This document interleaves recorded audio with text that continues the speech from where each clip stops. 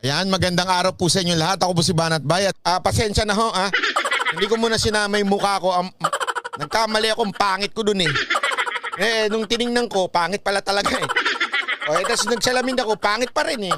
Kaya binura ko na lang, okay? So ito na lang, pakinggan nyo na lang yung boses ko Zoom mo yan, zoom namin mo yan para patunay, papakita ko ho. Ayan o, yan. Ayan, pangit ko doon. So tinanggal na ho natin Okay, ito, tuloy.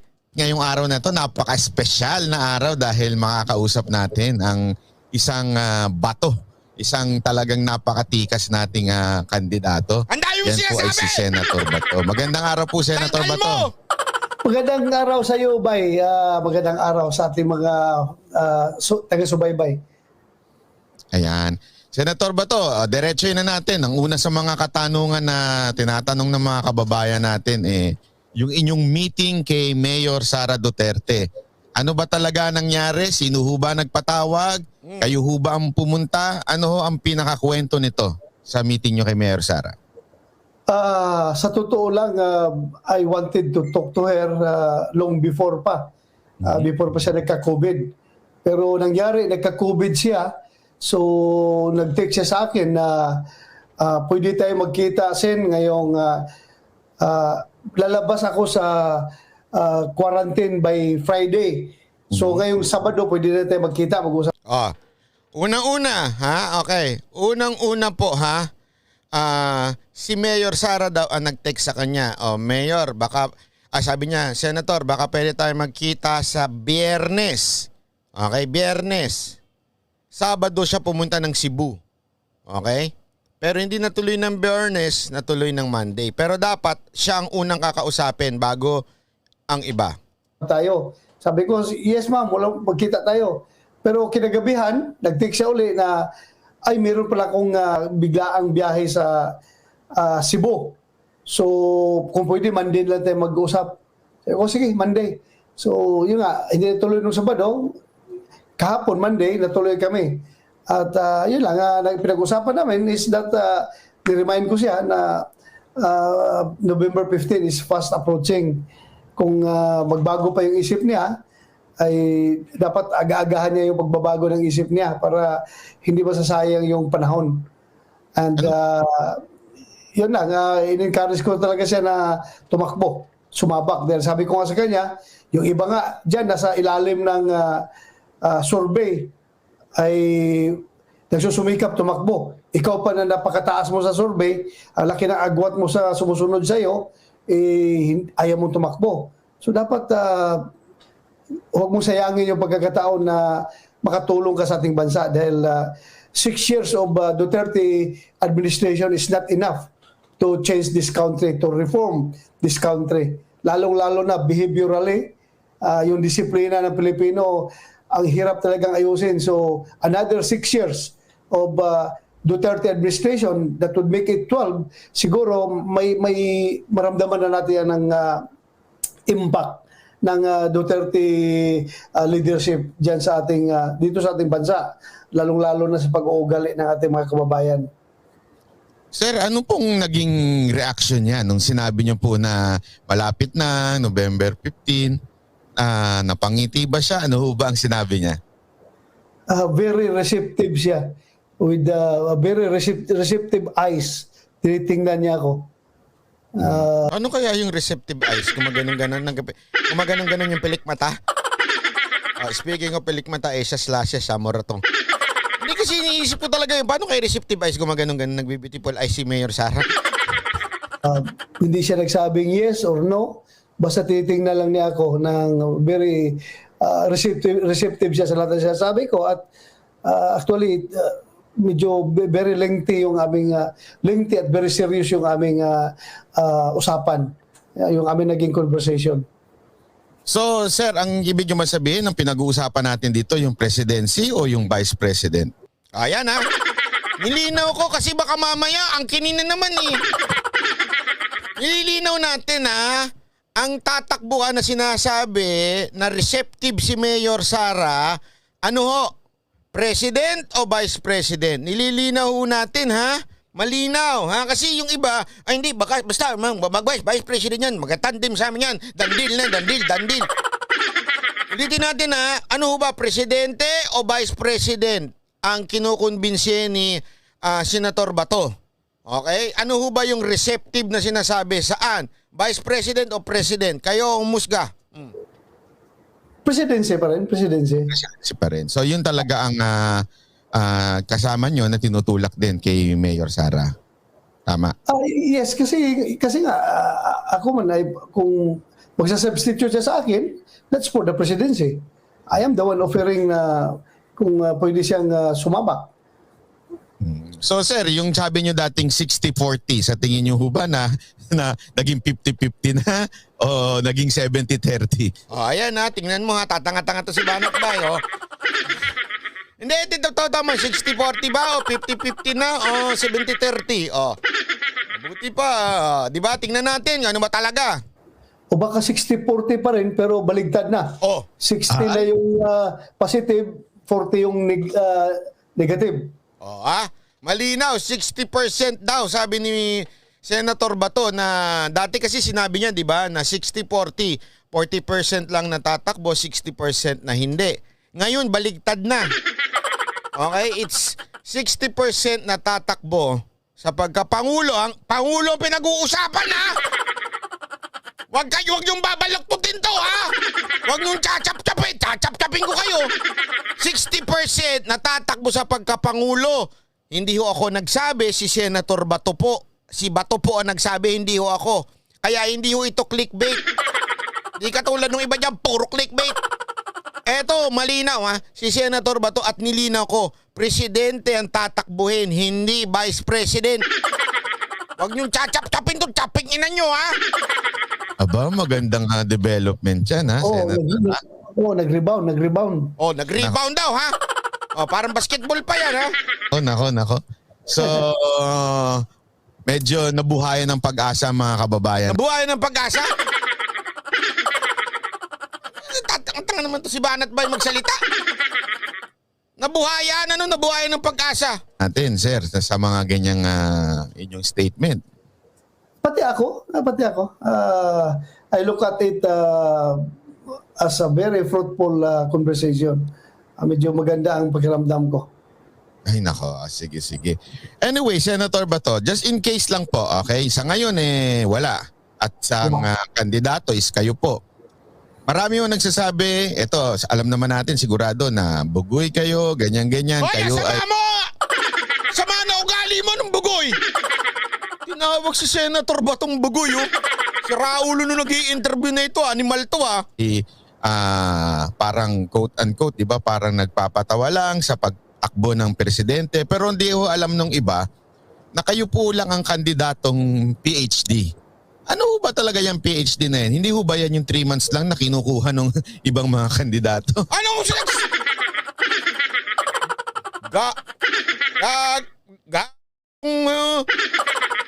vlogger na nag-interview na ito. Ano sinasabi mo 3 months na kinukuha? PhD yan Hindi naman boxing yan Ano ho ba yung PhD na yan, sir? Hindi umaabot yan ng 5 years yung PhD ko. Ayan. Yung PhD ni Senator Bato, 5 years, hindi 3 months Linawin natin at saka hindi ito yung mga short courses lang. Kasi linawin natin, hindi, alam naman natin marami dyan mga politiko na short courses lang. Alam mo yun?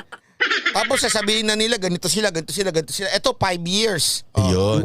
Yung aking masteral, umabot yun almost 3 years. Pero yung PhD ko, almost 5 years yun dahil mahirap yung dissertation ng PhD. Very extensive yung research.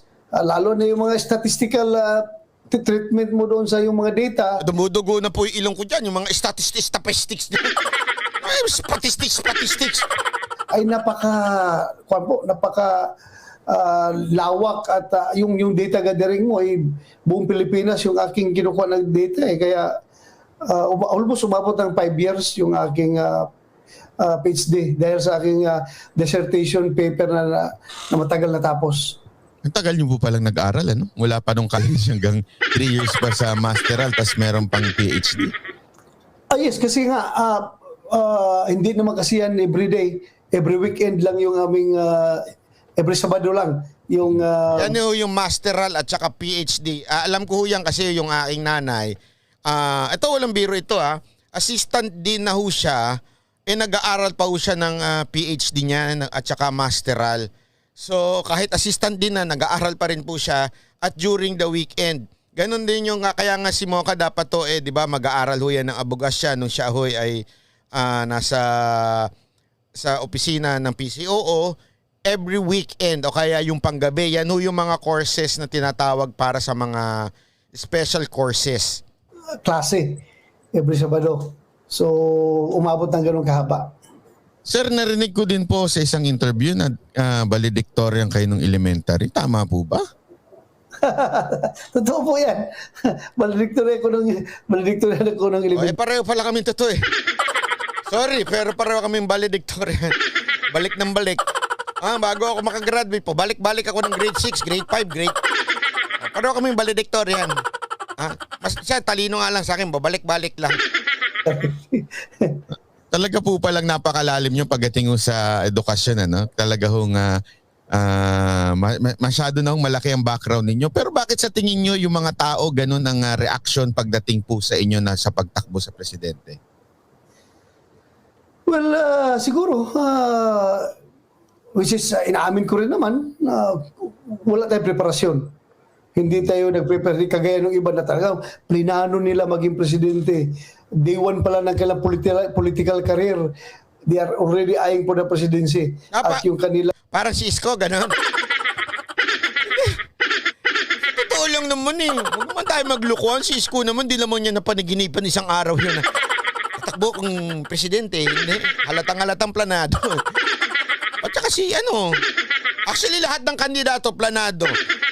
Ito lang talaga yung parang walang pinlano. Bakit kaya niya hindi pinlano? Pakinggan ninyo dahilan niya Kanila lahat ng movement sila ay towards going to that top position of the land. Yun ang ginagawa nila. Pero tayo, wala man tayo dahil naniwala ako sa destiny. Yung pagiging Pangulo, hindi yan makuha sa planning, hindi yan makuha sa programming.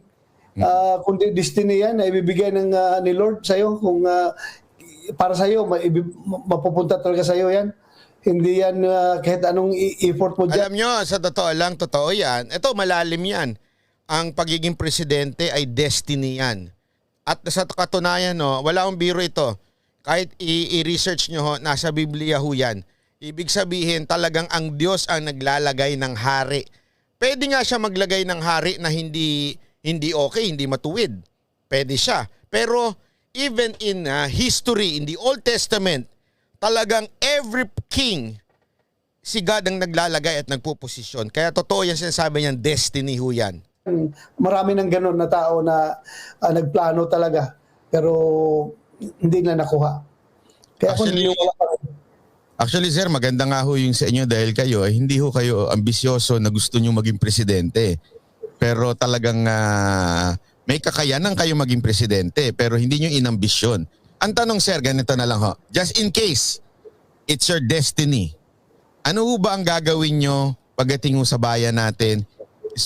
Specifically dito sa problema ng... Ano yun? Anong...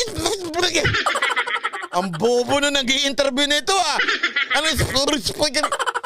Umayos ka nga. Anga kang nag-i-interview nito. Walang bulol ka. Pandemya natin. Ano sa tingin nyo yung medyo kailangan ma-improve? Well, pinakauna dyan is siguruhin natin na mabakunahan lahat ng Pilipino para gaya sa ibang bansa, yung mga developed countries, di ba? Like Amerika, parang normal na yung pamumuhay nila doon. Halos bumalik na sa normal dahil maraming bakuna. So yun nga, doon tayo mag-focus ngayon kung paano tayo makakuha ng enough supply ng bakuna. So yan natutukan natin. And ito nga, lugmok tayo sa utang, lalo nga dito sa pandemic, di ba?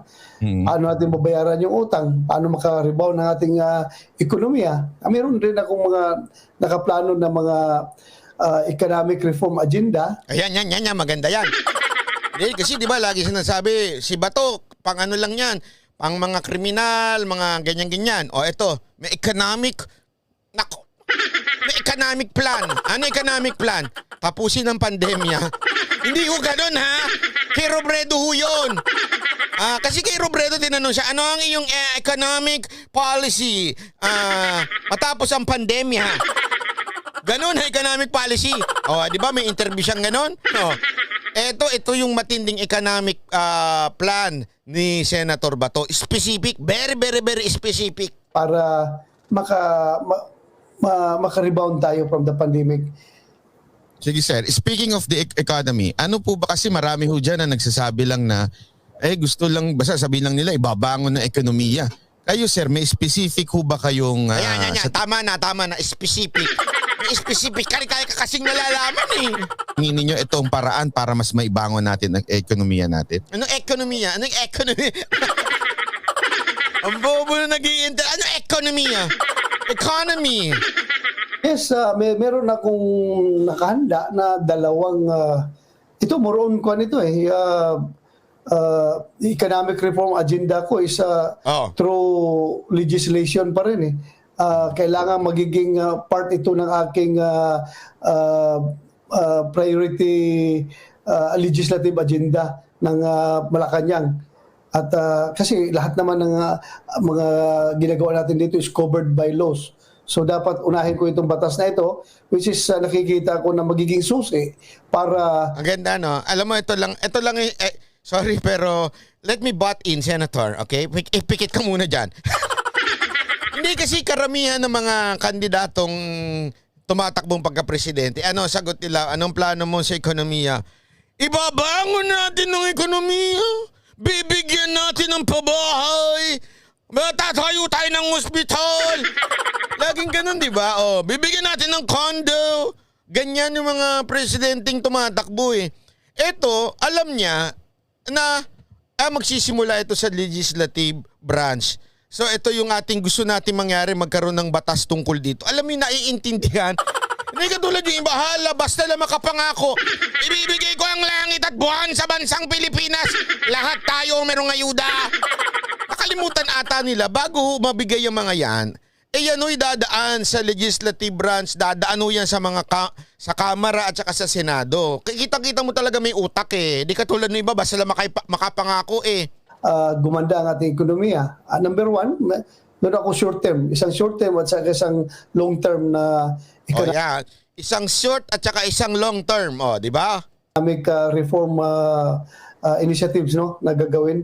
Unang-una yung pag-amend ng ating short term, pag-amend ng ating Foreign Investment Act. Kung saan i-allow natin yung foreigners. Alam mo, dumadaldal ako dun sa likod. Habang kasi ano yung gustong-gusto ko. Iyan lang ata ang kandidato nagsabi niyan na kailangan na talaga maayos tong foreign direct investment sa bansa natin. Ito paliwanag niya. Foreign investments, foreign investors na ma-engage dito sa ating MSMEs, micro, small, medium enterprises na i-allow sila na mag-invest 100% ownership dyan sa MSMEs dahil alam natin yung MSMEs compose 99.5% of the Philippine economy. Sabihin ng MSMEs yung micro at saka yung basta mga maliliit na negosyo. Okay? Ang sinasabi niya, gusto niya na mabuksan yung foreign direct investment na kung saan pwedeng magmay-ari ang mga foreigner ng 100% na mga maliliit at malalaking negosyo. Tata Felicio, salamat po. Alam niyo kung bakit? Kasi nga sinasabi niya dahil yan mas maraming papasok, okay, na mga investor. Yan yung sinasabi niya. So kung yung 99.5% MSME ng local economy ma-infuse dyan na capital through foreign direct investments, ay napakalaki po ang maging domino effect niya sa buong economy natin. At yung i-allow rin natin, related to that, i-allow rin natin yung pag-practice ng mga foreigners ng kanilang profession dito sa Pilipinas para magkakaroon. Ito, ngayon ko lang din narinig to. Napayagan ng mga foreigners na i-practice nila yung kanilang profession. Kunwari, halimbawa, engineer sabihin na natin, mga doktor, practice dito. Bakit? Kasi nga, para tayo matuto at magkaroon ng competition, iangat natin yung antas natin. Ang problema ko kasi sa atin, kaya ganito ang itsura ng bayan natin. Kasi ayaw natin papasukin yung mga foreigner, yung mga maano dito. Ngayon, wala tayong kakumpetensya. Gagawin na lang namin tong bara-bara kasi wala naman eh. Pero pag may pumasok na matitikas at magagaling sa ibang bansa, tayo mismo, sandali, hindi pwede yan. Lalabang kami sa competition. Alam nyo kung bakit? Josefino, Roberto, maraming salamat. Baka matabunan yung mga Pilipino. Hindi ho totoo yan. Alam nyo kung bakit? Dahil sa ibang bansa, tayo mga Pilipino nagna-number 1. Magagaling tayo mga Pilipino. Bakit tayo kinukuha? Middle East. Bakit tayo kinukuha? Sa even UK, tayong resource nila pagdating sa mga nurse. Even America and Canada, tayo lahat. Puro tayo. Sabi nga tanggalin mo ang Pilipino sa buong mundo, babagsak ang buong mundo. Bakit? Sa totoo lang, magaling kasi tayo. Ang problema sa atin, na dito tayo sa bayan natin, hindi nagagaling-galingan yung mga tao dito, tinatamad kasi wala naman sila kakumpetensya, tatama rin na, di ba? Unlike dyan sa ibang bansa, anong gagawin? Pagpunta ng ibang bansa, ano sasabihin nyo sa mga kaibigan nyo? Galingan mo lang, aangat ka dito. Sa Pilipinas, pagdating nandito, relax ka lang. Inuman na lang tayo gabi-gabi. Di ba? Anyari, hindi umasenso buhay. Kasi dito, inuman everyday. Sa ibang bansa, hindi, galingan mo. Taangat ka dito, basta galingan mo. Then ang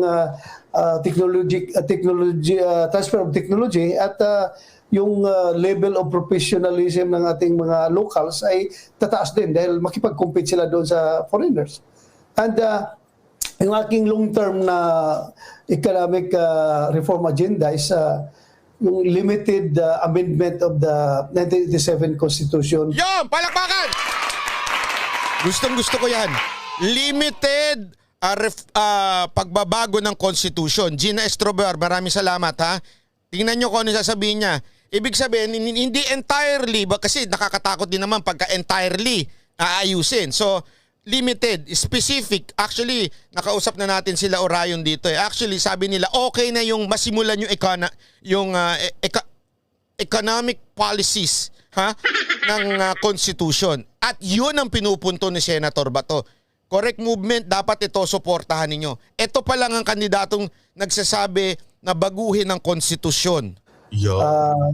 Particularly doon sa yung restrictive economic provisions ng ating konstitusyon. Kailangan i-amend natin yan, dagdagan natin ng phrase na unless otherwise provided by law to give leeway sa ating kongreso na mag-determine kung sinong investor ang pwede pumasok sa ganitong industriya depending sa need ng industry na yan. No? Rescue Rotaxer, maraming salamat. Alam mo, maganda yung sinasabi niya yung basta ibilagit niya. Okay? Ibig sabihin kasi nun, alam nyo, ang batas dapat po yan, honestly, dapat yan ay very fluid. Ibig sabihin, depende sa takbo ng panahon. Alam nyo kung bakit? Halimbawa, ngayon, lahat tayo nagulat na lahat ng negosyo naging online. Sa sobrang nagulat natin, nung sinabi ng pamahalaan, tataksa natin ng mga vlogger, abay nagurimentado. Pero sa totoo lang naman, abay dapat lang. Ako honestly, dapat naman talaga may tax sa mga vlogger. Alam mo kung bakit? Yun nga nagbebenta sa kalsada, tinataksa, tapos yung mga vlogger na kumikita na mas malaki, hindi. Bakit? Sasabihin nyo dahil online? Ano yung? Kaya nga, anong point ko dito? My point is dapat ang batas, okay, pagdating sa ekonomiya, fluid ho yan. Depende ho yan sa tinatawag na change ng time. Change na mga pagbabago sa mga kapaligiran mo kung ano nangyayari. Isipin nyo, si Senator Bato nakaisip nito. Sa dami-dami ng galing-galingang sa galing-galingang presidenteng tumatakbo, magaganyan magsalita, yung pa-English-English, lahat. Ang gagaling nila eto lang ang nakaisip nito. Pansinin nyo Helen Sardina, maraming salamat po, palakpakan. Tuloy. Dahil nga sa ngayon, yung very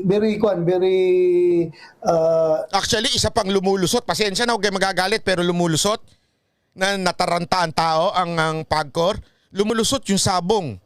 Kasi alam niyo ho ba ang batas sa sabong? Ang sabong, supposedly, ayon sa local local code yan, itinatawag na eto'y sa mga LGU magbabayad ng tax. Kasi nga, parang yung panlaro na yon ginagawang LGU. Di ba? So, pang LGU yan. Okay. Hindi naisip, syempre, wala naman nakaisip noon na magiging online ang sabong. Nung naging online, ang palusot gayon ng mga ilang nagsasabong, LGU pa rin naman to, ginawa namin sa city na ganito. Nagkataon lang naka-online. Oh. Pero ang totoo, nationwide na ngayon yun yung sabong na yun. Kaya nga, nung pinasok ng PAGCOR, nagkaroon pa ng problema yan Ang tagal. Kasi nga ho, lumang-luma na ho yung ating batas pagdating ho sa ganyan mga issue, mga trading. ang tawag na ma-off, tawag yan, ma-turn off, nakaka-turn off sa mga foreign investors yung ating konstitusyon na yan. Imbis na Philippines is their number one choice for investment dahil nga sa ating proficiency in the English language, pagpunta nila dito sa atin dahil gusto nila ng Pilipino ay magaling mag-English. Pero pagdating nila dito, malaman lang kaagad yung provision ng konstitusyon na yan na lalong-lalo na yung 60-40. 60-40 ownership lang ang limitado sa kanila. 60% owned by Filipino, 40% owned by foreigners. At saka hindi sila pwede makapagbili ng lupa dito sa atin. Yung ownership ng lupa ay bawal yung foreigner. Paano yung mga industriya na land intensive? Kinakailangan ng malaking chunks of land para tumakbo yung kanilang industriya. So ma-turn off kagad sila. So kaya pupunta sila sa Vietnam, sa Indonesia, dahil walang ganong provision ng konstitusyon nila. Very lax, very liberal yung kanilang konstitusyon pagdating sa foreign investment. So yan po ating tututukan, and maisingit ko na lang rin, dahil nabanggit ko naman yung limited amendment sa 1987 Constitution, ito titingnan ko kung baka i-revisit rin natin itong, hindi na ito economic kundi political reform na ito, yung party list system ng ating Constitution, i-revisit natin yan, na baka gagawa tayo amendments doon na dapat yung party list system ay limited lang doon sa mga party list na siguradong hindi involved sa CPP, NPA, NDF. Yan! Palakpakan! Hindi, sorry pero lahat ng sinabi niyan dandun sa checklist ko. Totoo, ang checklist ko kasi number 1, di ba, yung foreign direct investment, di ba? 100% na ownership ng mga negosyante. Ito pangalawa, yung mga CPP, NPA, NDF na party list, ang sabi niya, dapat silipin na rin yan. Pag may kinaugnayan sa CPP, NPA, NDF, hindi na dapat papayagan na yan! Hindi, di ba? Sige nga, sinong malakas ang loob na tumatakbong presidente na magsasalita niyan? Yun. Payon-yon ka dyan! Nagyon na nga ako, ulitin mo pa! Pag sila merong relation doon sa CPP, NPA, NDF, yung trying to bring down the government through violent means, then out sila dapat, hindi sila dapat i-accredit ng Comelec. So, isa yan sa political yeah. Actually, sir, maganda yung sinabi nyo tungkol sa FDI. Talagang actually, di ba, parang ganyan ang pattern. Bakit actually, nagkatali-talinuhan nga. Animal kang nag-i-interview. Actually, paulit-ulit. Singapore, yan sa FDI na yan. Ang problema lang, sir, lahat siguro ng Pangulo merong ganyan, naiisip nila yan. Ang problema, paano ninyo maikukonvince yung legislative branch na somehow i-open na o i-reform ang konstitusyon? Yun nga, hanggang ngayon, legislative agenda natin yan. Sana, hoping and praying na magkakaroon tayo ng Congress na very supportive sa ating agenda. Kasi kasi alam natin na co-equal branch of government yan, you cannot dictate on Congress. dahil may sarili na silang desisyon. In the same manner that the Congress cannot dictate cannot dictate Malacanang. So ganun po 'yan, co-equal branch of government. Pero sana magkakaroon tayo ng sympathetic Congress, sympathetic to our agenda. Alam mo, ito papaka-copyright ko na ito. Pwede ko kaya ipa-copyright yung sinabi ni Bato? Baka kopyahin na naman ng ibang kandidato ito eh. Sasabihin nila sila na una eh. Ay! Baka marami tayong maging kaibigan dyan na congressman at senador. Hopefully. Sige po sir, takbo po ako. Hindi, biro lang po. Sige, pero dyan na, marami tayo. Tatakbo ko. Sige daw, endorse ako ni Senator Bato. Joke lang po. Anyways, Senator, isa pang alam naman natin ang isang strength ninyo is criminality at saka dyan sa war on drugs. Laging tinatanong, actually kahapon sinabi ko nga na may interview ko kayo, ang tinanong nila, Ruler, salamat. ipupush nyo po ba ang death penalty pag kayo ho ang naging Pangulo? Even if alam natin na from legislative branch pa rin yan, pero yan ho ba inyong gusto o hindi? Ay, lalo na siguro kung maging presidente ako, talagang ipupost ko ng gusto yan.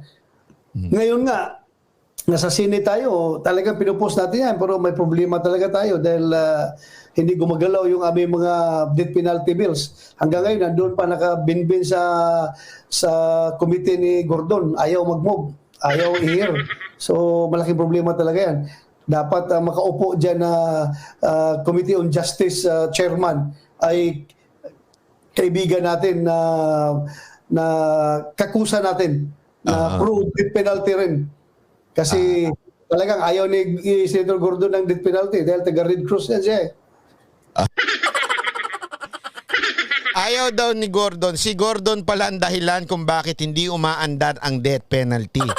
Alam nyo na. Iboto nyo si Gordon, walang mangyari sa death penalty. Okay? Siya na naman pala may kasalanan eh. Ito si Gordon talaga oh. Kayo mga kababayan, pwede mo ba niya ikampanya, isama niyo sa kampanya yan? Na si Gordon hindi na maipasok ulit sa Senado? Oh, di ba? Senator, ito po, di ba nabanggit, actually naging issue nga ito, kesyo daw, sabi daw ni Pangulong Duterte, natatakot daw po kayo sa ICC. Pero marami sa mga Duterte supporter na naintindihan naman na biro ito, pero kayo po, sa inyo, ano ba masasabi nyo doon sa sinabi ni Pangulong Duterte? Well, nag-raise lang ako sa kanya ng concern, napag-usapan namin yan. Okay. It doesn't mean naman na natakot ka o nababahala ka, it's already a sign of guilt. Ang akin lang is, you know, this is a new thing for us. Okay lang sa akin na harapin ko yung Filipino prosecutors, Filipino judges, even Philippine Supreme Court. Kasi Filipino yan eh. Pero ito ay foreigner, ibang klase ito. Baka bibit-bitin ka ito, dadalhin ka doon sa, saan ba? Sa Dahig ba? Saan ka ba doon i-kulong? Then, sinabi ko sa kanya na yun lang yung aking concern. Dapat prepared tayo. Fidel Arabi, salamat po. Pero ako naman is, I maintain na wala tayong dapat katakutan dyan. Natakot na nababahala lang tayo dahil nga bago, then bagong entity ito, galing pa sa labas na hindi alam ang totoong sitwasyon dito sa Pilipinas. At baka naniniwala lang talaga ito sa mga lies that are being fed to them by mga kalaban natin dito sa Pilipinas. Kung naniwala ito, baka may sariling agenda rito kay ICC na ito, tapos ka. Pero kung Pilipino yan, alam na alam niya ng isang Pilipino na walang nangyayaring crimes against humanity dito sa ating bansa. Alam na alam ng isang Pilipino na all our courts are working. Ano pang basis na para papasok sila dito? Wala. Ano bang, bakit pa sila makikialam? Kung mag-insist sila makialam, ibig sabihin meron silang hidden agenda. Meron silang hidden agenda kung mag-insist sila pumasok. Tama po nga ako kayo dahil ultimo nga ang DOJ na nasa ilalim ng executive branch gumagana at sinabi nga nila po 'di ba na merong ang ding talagang mga mali pagdating sa ilang kapulisan. Ano masasabi niyo po dito? Totoo naman talaga. Meron naman talagang mali na ginagawa. Dami nga na nakakulong dyan, dami nga na-dismiss, dami nga may nakonbikto na nga ng mga pulis dahil sa ginagawa ng kalokohan. So, totoo talaga yan.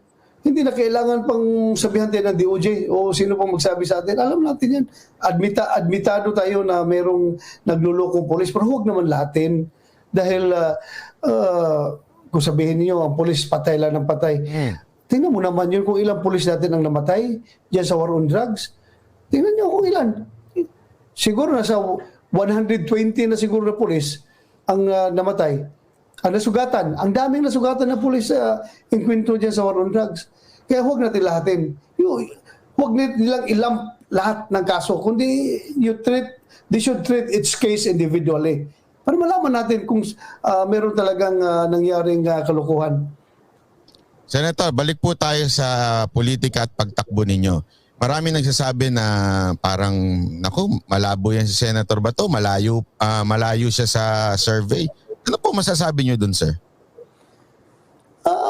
They can write me off immediately. They can, pwede lang tayong ismulin. Wala man tayong problema dyan. Pwede lang tayong i-lockdown. Wala problema sa akin yan. Basta andito ako. I will just present myself and I will work hard during the campaign period. And hopefully, gaganda rin yung numbers natin. Yan lang ang pagtingin ko dyan.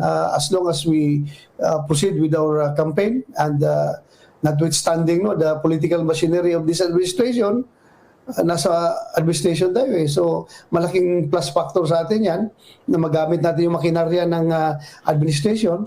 So, I am still positive na I am going to give them a one big fight. Ayan, alam mo ito kasi yan yung marami nagsasabi na bakit mahihirapan yan. Kasi nga una-una, tandaan ninyo, yung iba nakabuelo na. Matagal na ho yung iba nagpe-prepare. Si Senator Bato, nung October 8 lang nasabihan. So talagang sa madaling salita, late siya. Pero, bakit aangat? Sabi niya nga makinarya ng administrasyon nasa atin. Hindi naman ibig sabihin nun, gagamitin ng pera ng administrasyon na hindi yun na ibig sabihin. Ibig sabihin ng makinarya una-una, ang presidente, kakampi niya. At the same time, yung presidenteng kakampi niya, mataas ang ratings sa tao. Kung talagang itutulak ito ni Pangulong Duterte, aangat to si Senator Bato. Pangalawa, pagdating mo sa Amor, malakas si Bato. Pangatlo, matalino magaling sa debate. Yung mga nagsasabi lang na hindi aangat si Senator Bato, tingnan nyo na nga lang yung latest survey. Ilan ang inangat niya? Ilang araw lang yun wala pang isang buwan. October pa lang ngayon. Wala pang isang buwan yun. October pa lang umangat na kagad siya. Kapapasok lang niya. Paano pa pag ito tinutukan ni Pangulong Duterte? Tandaan niyo yan. At yung makinarya na sinasabi. Yung mga katunggali ko dyan sa pagkapangulo, bibigyan ko na sila ng magandang laban. At isa pa, sinabi ko nga sa kanya nung pagtapos ng interview pero hindi na recorded. Sabi ko, Senator Bato, basta ako, antayin natin tong November 15. Pag wala na talagang pagbabago, todo ako sa inyo, sabi ko sa kanya. Actually, sila din naman, nag-aantay. Pero after November 15, pag ang final candidate ni Pangulong Duterte si Senator Bato, lipad tayo.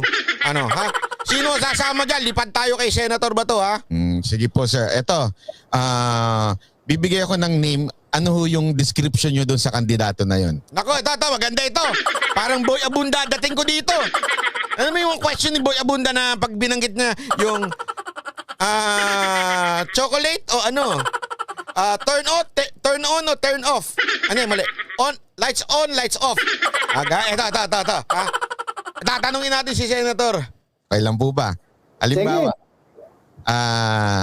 si Vice President Robredo, ano ho ang inyong masasabi sa kanya? Nanay na nakasuot ng pink na damit. Okay po, si Senator Pacquiao. Kaibigan. Kaibigan ko yan. Si Senator Lacson. Crime buster. Crime buster. Yes. Si Mayor Isko. Actor. Artista.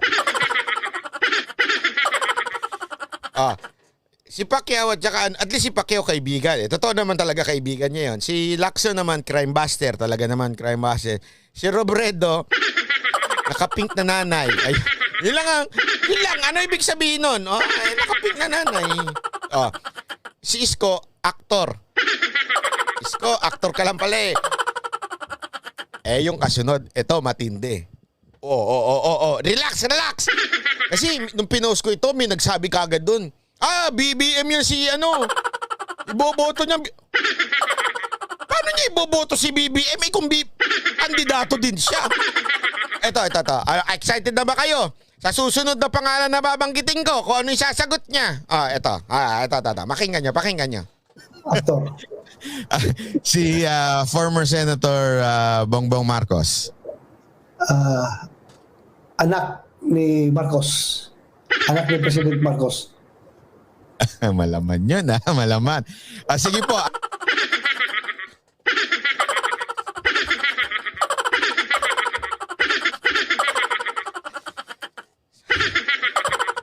Tama kami, pareho kami. Paano ba yun? Ano na? Kayo na ho, bahala mag-interpret? At last, si Senator Bato. Ordinaryong tao. Yan. Ordinaryong tao na hindi plastic. Totoong tao. Malakbakan.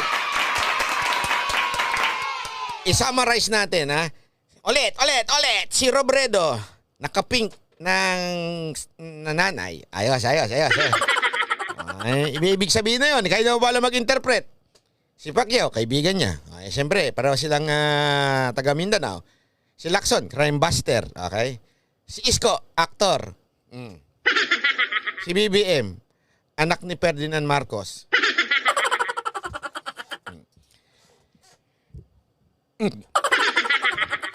Hindi ako nagsabi. Dalawa lang ibig sabihin nun. Kung tinitignan ninyo na successful si Ferdinand Marcos, okay. Kung tinitingnan nyo naman na yung sinasabi ng mga dilawan na diktador, ganyan-ganyan, corrupt si Ferdinand E. Marcos, hindi okay, negative. Okay? But remember, kung ano man ang logic niyan, may isang katotohanan dyan sa positive at sa negative. Ano yon? The identity of BBM is his father. Yan ang sinasabi ko ng matagal ko nang sinasabi na ayaw makinig ng iba. At nagagalit at sasabihin, anti-Marcos ako. Paulit-ulit ko na nga sinasabi, ang problema kasi, instead na si BBM sabihin niya yung kanyang plano, laging, yung tatay. Yan ang problema. Sabi ko sa inyo, paulit-ulit yan. Kahit tanungin nyo, meron akong tinanong kanina. Ano siya? Sabi niya, actually sir, nag-iisip pa ako kung Bato o BBM ako eh. Sige. Sabi ko, bakit si Bato? Kasi sir, sa amin medyo magulo talaga doon. Maraming gusto ko ng kamay na bakal, ganyan. Yun ang tingin niya kay Bato. Bakit naman si BBM? Kasi gusto kong yung tatay, gusto ko ipagpatuloy. Tapos humirit siya. Humirit mismo yun sa akin. Sabi niya, sa tingin mo ba, sir, may pagpapatuloy niyang ginawa ng tatay niya? Sa loob-loob ko, hindi ko nalang sinagot. Sabi ko, hindi ko rin po alam eh. Kasi hindi naman ako, di ba? Wala ko alam. Ayoko naman manghusga na, oo, kaya hindi, di ba? Pero my point is, same na katulad nung kay Senator Bato na sinasabi niya, kung i-describe natin yung kandidato, yun ang talaga masasabi mo. Anak siya ni Ferdinand E. Marcos. Yun ang totoo eh. Hindi plastic. Ayan. Siya naman, ordinaryong taong hindi plastic. Napakasarap pakinggan. Yun ang totoo eh. Yan ang gusto ko, humble na tao. Alam mo, bagay na bagay sila ni Senator Go. Panalo talaga. Eto, di ba meron silang sinasabing destiny. Yung destiny, alam niyo yung destiny?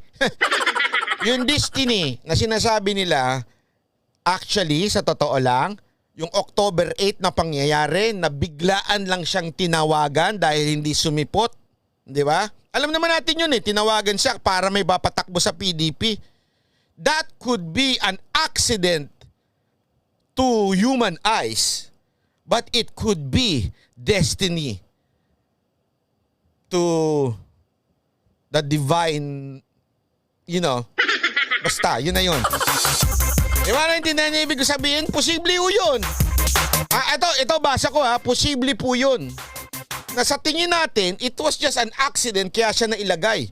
Pero baka, sa totoo lang, yun ang pinlano ng Panginoon para sa atin. Hindi ko sinasabing yun talaga pero posible ho. Bakit to? Sabi nga, sa Bible yun? Na, the man, Tony, please help!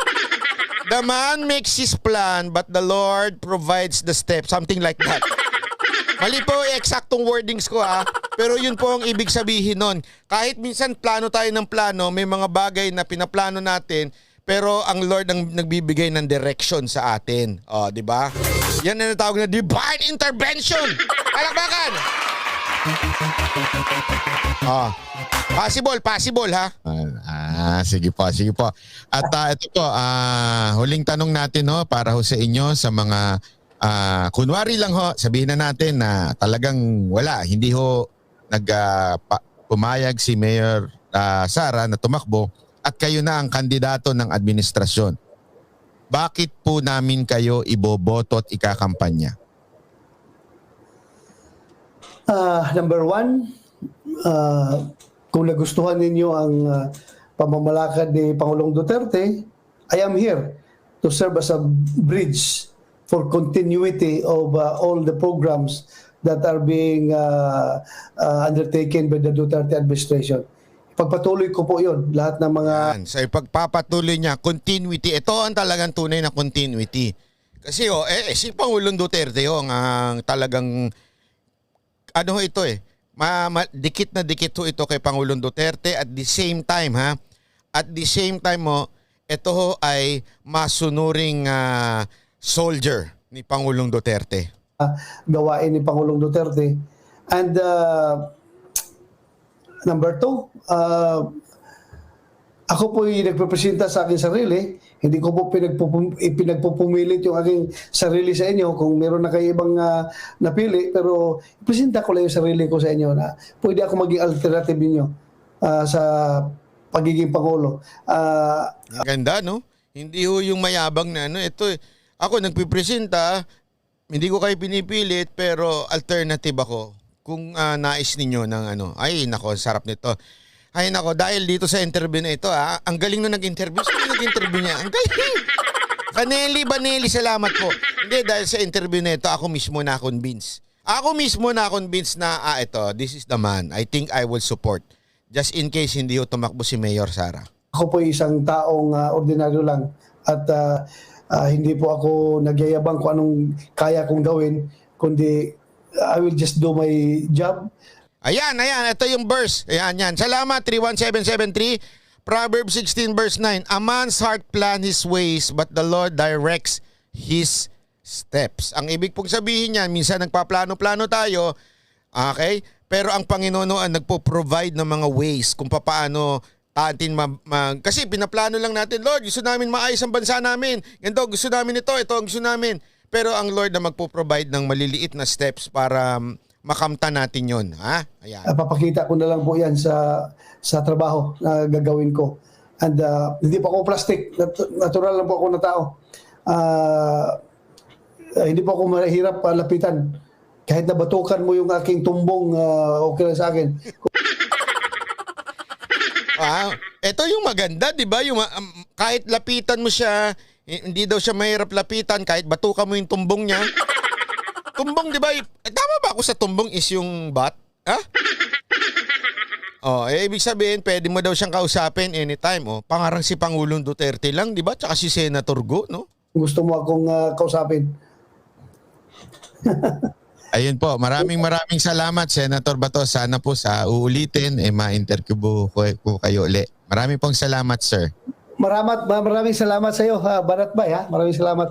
Tukayo pala kita Ayo. Kasi ako rin tinatawag rin ako na Byron Alam mo ko yung pangalan mo, Byron pala. Ako rin tawag rin sila sa akin, Byron. So Bisaya ba? Bisaya. By Ronald Byron, Byronald. Byron, Byronald ba? Byronald. Parang Byron. Oh, kaya Byron. Ako Byron Cristobal.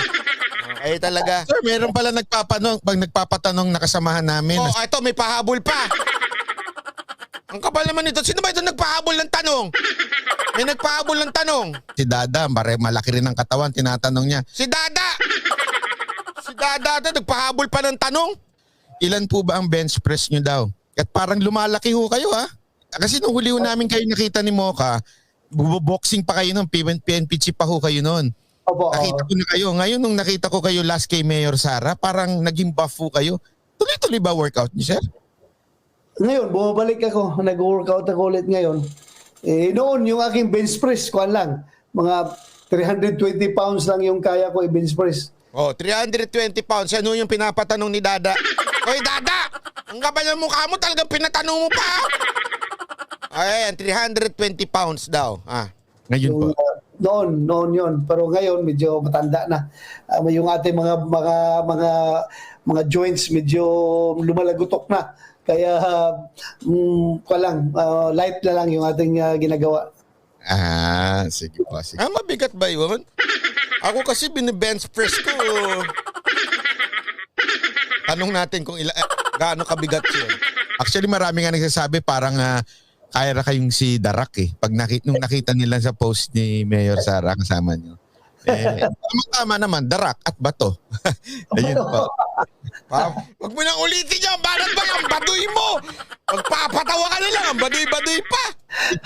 Sige po, maraming salamat, sir. Thank you po, sir. Thank you. Maraming salamat. Ayan, palakpakan. Oh. Pwede na ba ako interviewer? Pang-interviewer na ako, ha? May bago na akong job ngayon, interviewer. Grabe ang corny ni Banat ba yan, no? Ang baka-corny nun. Paano na si Darak, si Bato? Ano ba? Baduy mo, Banat ba? Baduy ba, ayan. Ay, nako. Ayan po, i-chap-chapin natin ito, ha? Baka naman pwedeng pakishare. Pag chinap-chap natin ito, pakishare ho, ha? Para ho, tapos ibigay ho natin sa mga kaibigan natin. I-share natin, ibigay natin sa mga kaibigan natin. Alam mo yun, ang akin lang naman, let's be open. Okay, tingnan natin kung ano ba ang... Ako talaga, eto, sabi ko nga sa inyo eh, kung pwede ko lang interviewin si Robredo. Ay, wag na si Robredo, sasakit ulo ko. Ayoko yun. Magulong kausap yun. Hindi, ako talaga gusto kong interviewin si Lacson, si Pacquiao, si Isko, at saka si BBM. Kung pwede ko lang interviewin yung mga yan, tanungin ko ng ano ba plano nyo sa buhay? Kasi takbo kayo ng takbo. Ano ba plano nyo? Kasi so far wala ba tayong naririnig na plano eh. Basta ang plano nila bigyan ng kondo. Ano pa? Bawasan ng tax. Ano ba? Hindi naman yan eh, di ba? Yung isa pagpapatuloy yung kung ano man. Pero gusto ko talaga sila ma-interview. Pero hindi ako pipigil sa interview kung sakasakali tatanungin ko yung semento ng anak niya, ganun. Bakit dinimanda niya yung si Kibuloy, mga ganyan. At saka bakit sumasayaw ka ng Dying Inside? Saan mahuba sa plataforma niya? At saka yung mga ganun bang tanungan, paano ko kaya matanong yung mga yon? Ay, nananawagan na ako sa mga pangulo dyan, yung mga tumatakbo. Pwede yung bang ma-interview ko kayo? Promise, magkagalang-galang po ako. Tignan nyo naman, bait-bait ko nga dito eh. Dito lang naman ako maloko sa Banat by Live eh. Pero dun sa iba, hindi na, mabait po ako, promise. Yung ginawang sinigang, yan eh. Tingnan natin, bakit ganun? Ay nako, sabi ko nga sa inyo eh. Alam nyo, eto walang biro ito ha. Nung kahapon, di ba sinabi ko sa inyo, interviewin ko si Bato. Tapos kanina, grabe sunod-sunod yung interview niya kung saan-saan, NCC. Basta lahat halos ini-interview siya. Tapos pinakikinggan ko, sabi ko, pambihira ito. Ano na itatanong ko dito? Sabi niya na lahat. Totoo. Pero kasi napakinggan ko yung mga interview niya sa iba. Nung na-interview ko na siya, sabi ko, abay grabe pala itong taon to. Very, anong tawag mo nun? Yung spontaneous. Very siya. Hindi scripted. Kasi narinig ko na ibang mga tanong niya sa iba eh. Ay, mga interview niya sa iba. Hindi pare-pareho, pero iisa yung puso. Alam mo yun? Diba? Iisa yung puso, pero hindi scripted yung sagot. Di katulad ng ibang mga pangulo, alam naman natin, mga kandidato, alam mo scripted. May pagganong-ganon pa. Diba? Consistent siya, tama. Yan. Candid. Yan. Kasi nga, genuine eh. Ibig sabihin talagang sabi niya nga hindi siya plastic. Ayos. So, ito mga kababayan. Antay tayo ng November 15. Ha? November 15, pag talagang walang pagbabago. Kasi actually, tinanong ko naman din siya. Sabi ko, eto, nung off-air, na sabihin, hindi na ako recorded. Sabi ko, Senator Bato, yung totoo, ano ho ba ang final? Kasi ako bilang Duterte supporter, talagang susuportahan ko po kayo dahil kayo ang inendorso ni Pangulong Duterte at saka talagang naniniwala ako sa inyo. Pero ano ho ba talaga ang final? Totodo na ba ho ba tayo o hindi pa? Edgard Banson, salamat po. Ay, thank you po. Alam mo, sabi niya, basta antay muna tayo November 15. After November 15, mag-usap uli at itodo natin kung dapat ng itodo. November 15. Okay? So ngayon, magwalwal. Biro lang ha. Antay tayo ha. So, kasi hindi ko natin alam eh. Siyempre, sa totoo lang, hindi naman natin alam kung ano po ang nasa isip ni Pangulong Duterte at sa isip po ni Mayor Sara Duterte. So, antay-antay lang tayo. Pagka hindi talaga tumakbo, batukan natin yung tumbong daw niya. Okay? Ipasok natin sa banga. Si Marcoleta, Sir Byron, please interview mo. Natatakot ako dyan kay Marcoleta. Parang masyado matalino. Hindi. Sige, interview natin yan one time. Senator Marcoleta, baka pwede ko kayo ma-interview. Ito na. Next. Ito naman, kapiraso lang ipi-play ko ha. Kapiraso lang ha. Kasi alam nyo, paborito kong, aside from kay General Elizara, isa sa paborito kong general, itong si Sermonia. At itong si Sermonia, ang isa sa mga sikreto kung bakit nagtatagumpay ang NTF-ELCAC. Sabihin yung laban sa terorismo at the same time, yung laban sa droga. Bibigyan ko lang kayo ng kapirasong teaser lang ito. Okay? Kung ano yung pinag-usapan namin para mapanood naman ninyo din sa channel ko, in-upload ko ito. Kailangan po nandun. Pero General, di ba, meron kayong kaso na sinampa against dun sa Tama COMELEC po yun. kung saan papadisqualify itong mga party list na ito. Meron ba kayong update dyan? Actually po, yung Kabataan Party List, Bayan Muna, ay kung hindi po ako nagkakamali, malapit na po silang ma-disqualify. Oy! Ano ito?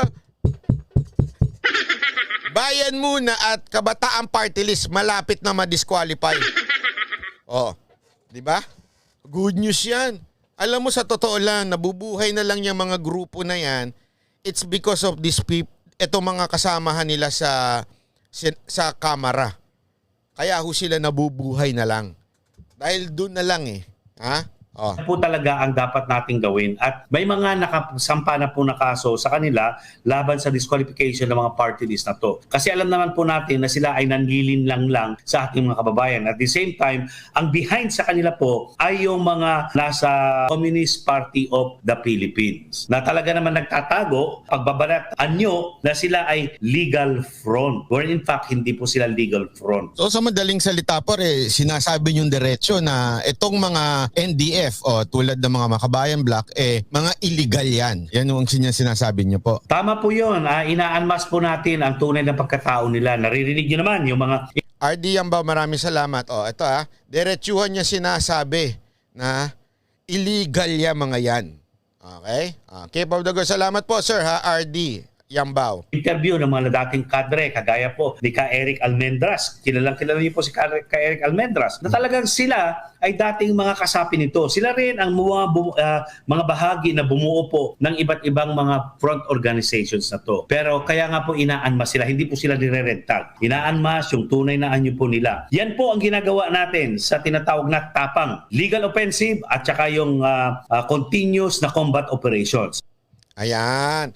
So panoorin po natin yung buong interview natin kay General Sermonia sa sagot patungkol ho ba sa tagumpay ho ba ang laban ni Pangulong Duterte at kung saan papupunta ang NTE ang laban patungkol sa mga CPP, NP, NDF at the same time yung pagdating ho sa issue ng war on drugs. Okay, so ayan na. Okay, ito. Ito naman, ibang news naman tayo patungkol dito sa Talk to the People ni Pangulong Duterte kagabi. Winarni nga ni Pangulong Duterte ang mga alkalde at kapitan ng barangay na sadyang bagal-bagal sa bakuna drive ng gobyerno. Marami po nagtatanong at sinasabi, bakit parang hindi mo ata nababanggit si Atty. Gadon? Ganito lang o kasimple. Okay si Atty. Gadon in some aspect pero sa akin ang pinaka hindi ko nagustuhan sa part niya ay yung panahon ng pandemya na sinabi niya na kalokohan po at masyadong ina-exaggerate lang ang COVID. Doon medyo napaatraso ako. Sabi ko, gusto ko sana siya sa mga ibang bagay pero doon sa part na yon medyo, di ba, yung sa pagmamask pa, yung pumunta pa siya doon sa part na yon medyo, sabi ko, mahirap magkaroon ng ganitong senador kung sakasakali na ganun ang pananaw pagdating sa COVID. Kaya hindi ko masyado nababanggit. Okay? So hindi ko yun. Sorry, pero hindi ko type yung ganong klaseng pananaw. So kayo, kung gusto niyo okay lang sa inyo, pwede niyo iboto. Pero ako hindi ko iboboto yung ganon. Ang COVID ay serious na bagay, hindi dapat binibiro yan. At galit na galit ako sa mga taong nagsasabing binibiro ang COVID at binabaliwala ang bakuna. Dahil ako po ay nagka-COVID, alam ko ang pakiramdam niyan at kung gaano kahirap sa tao at the same time not only by health but specifically, financial. Alam nyo, sobrang gastos sa magka-COVID. Yung inipon mo ng 10 taon mahigit o 20 years sa buhay mo, pwedeng mawala sa isang araw mo lang sa ospital. Hindi, walang biro ito. Baka akala nyo, yun ang hindi ko gustong bagay. Sinagot din ng Pangulo ang pagdulog ng Senado sa Korte Suprema tungkol sa pagbabawal niya sa kanyang gabinete na dumalo sa mga pagdinig kaugnay ng Pharmaly. Tinutukan niya ni Ivan Mayrina. Maraming kwestiyon sa utos ng Pangulo na pagbawalan ng mga miyembro ng gabinete na dumalo sa mga pagdinig ng Senate Blue Ribbon Committee tungkol sa Pharmaly deal. At ngayong sinabi ni Blue Ribbon Committee Chairman Richard Gordon sa isang panayam na idudulog na nila sa Korte Suprema ang usapin, handa raw siyang sagutin ito. This is by far the most decent thing the committee has done, and we are most eager to answer whatever questions you have regarding my not allowing officials of the executive to attend your hearings that are legislative purposes. At saka isa pa ha. Meron, di ko na lang babanggitin, may tumawag sa akin, kaibigan kong nurse. Siya ay nurse sa Amerika. Okay? Nung tumawag siya sa akin, naka-oxygen siya. Sabi niya, kasi nasa ospital siya, na ICU siya. Yun lang daw yung araw na kahit pa paano medyo lumakas na siya, lumabas na ng ICU. Ang sabi niya nga sa akin, sabi ko, akala ko ba okay na kayo sa Amerika? Akala ko ba maayos na, wala ng COVID dyan? Ang sagot niya sa akin, ako, nasa COVID ward ako.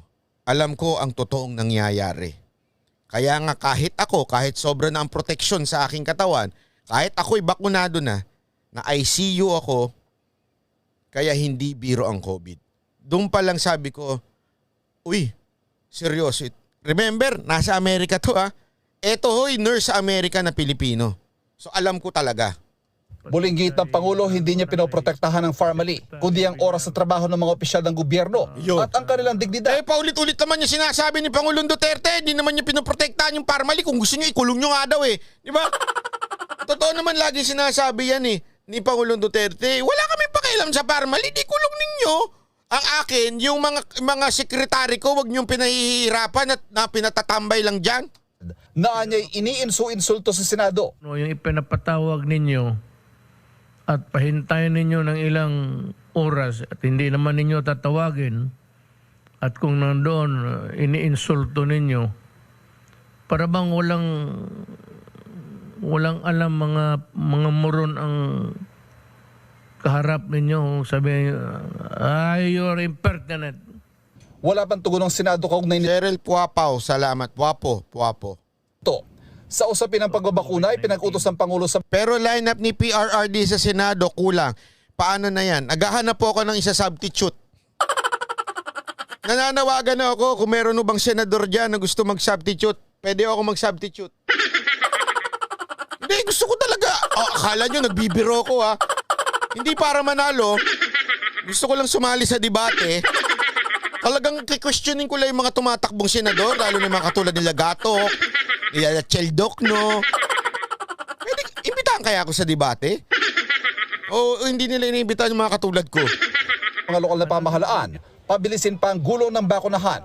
Ang bagong daily vaccination target, 1 to 1.5 million. Pero hanggang itong Biyernes, kung kailan na itala ang pinakamaraming naiturok sa isang Yun. araw, pumalo lang sa mahigit 740,000. Wala pang kalahati ng target. Inutusan ng Pangulo ang mga alkalde at kapitan ng barangay na manguna sa pagpapabilis ang bakunahan. Wag ho niyo akong siniseryoso, ha? Bibiro lang ako, ha? At kung hindi, ay mananagot daw sila. So the natural tendency of those on the opposite side will resist even in these matters na ganito. Kaya ako, sinasabi ko sa kanila, either you follow us or you have to answer to Secretary Anyo ng DILG. Magkakaroon ka ng kaso. Even administratively, you can be dismissed.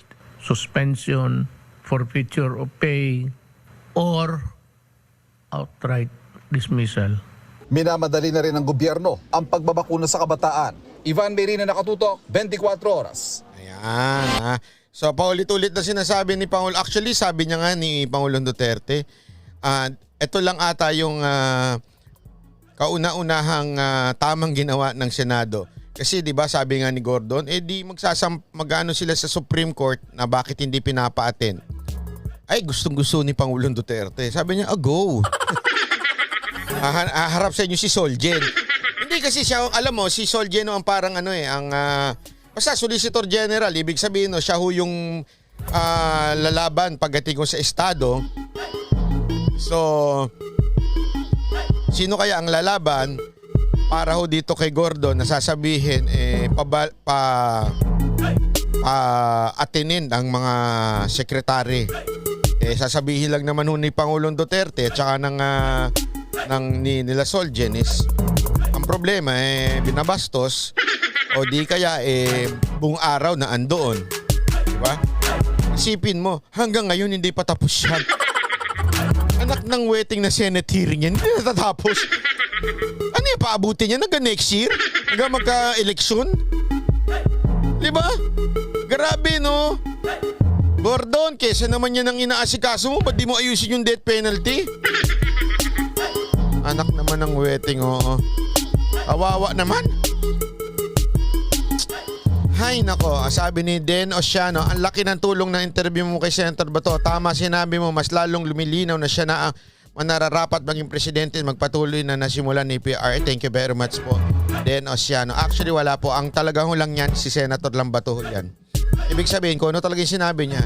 Ito, sabi ko sa inyo, marami na po akong na-interview, pero hindi naman karamihan. Pero marami din talaga na medyo hindi din maganda.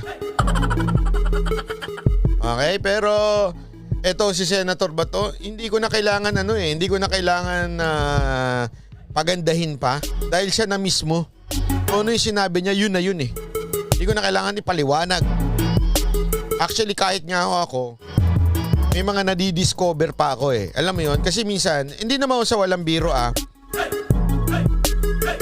Hindi ako mayabang. Ulitin ko, hindi ko po ako mayabang. Pero minsan, I'm a challenge. Ano I'm a challenge? Ano yun? Tanga-tanga mo banat ba? Hindi.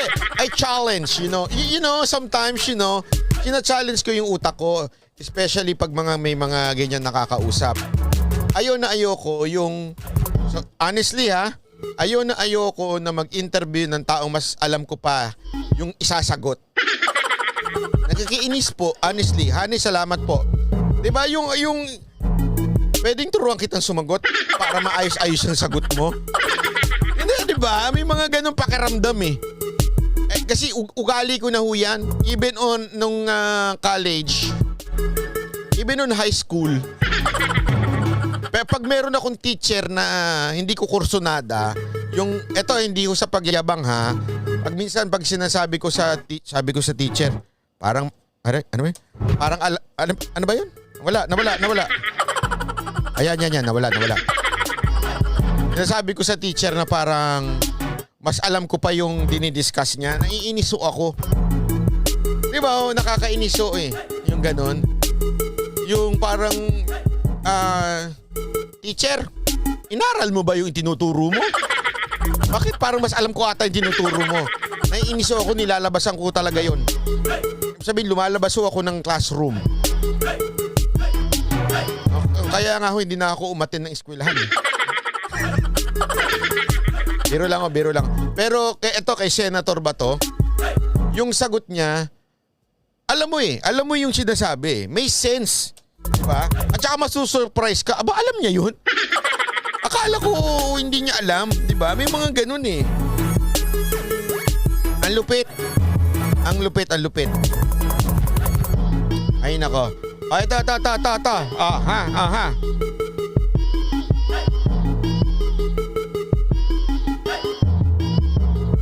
Natatawa ako dito. Tingnan nyo ito, panoorin nyo ito. Ha? Ang ganda.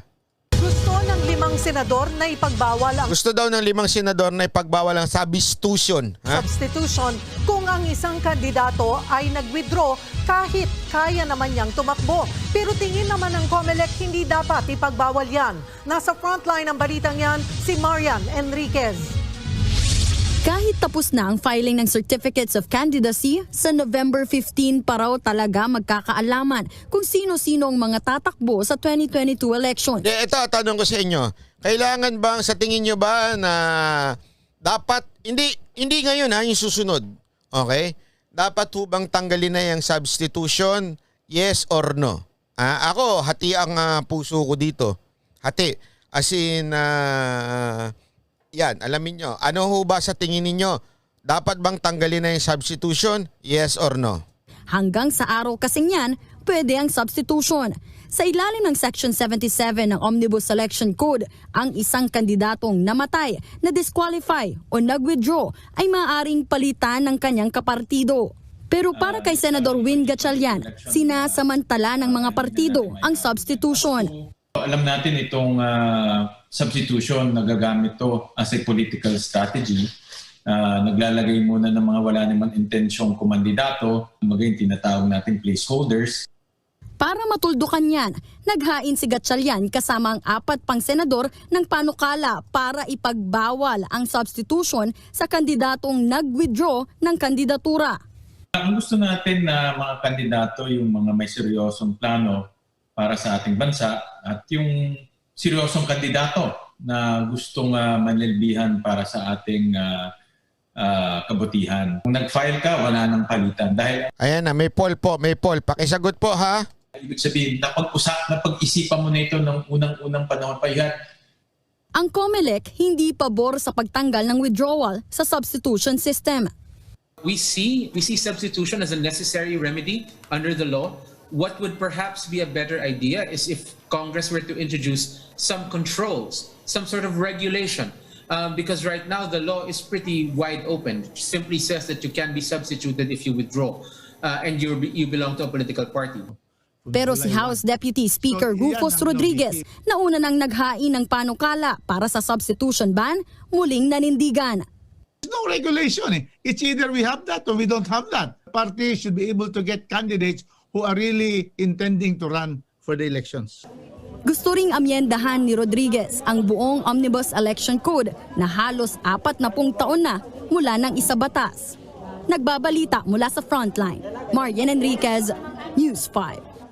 Ayan, so ang senador na nagtutulak nito ay si Win Gatchalian. Okay? Medyo ginugol ko lang kung sino ba si Win Gatchalian.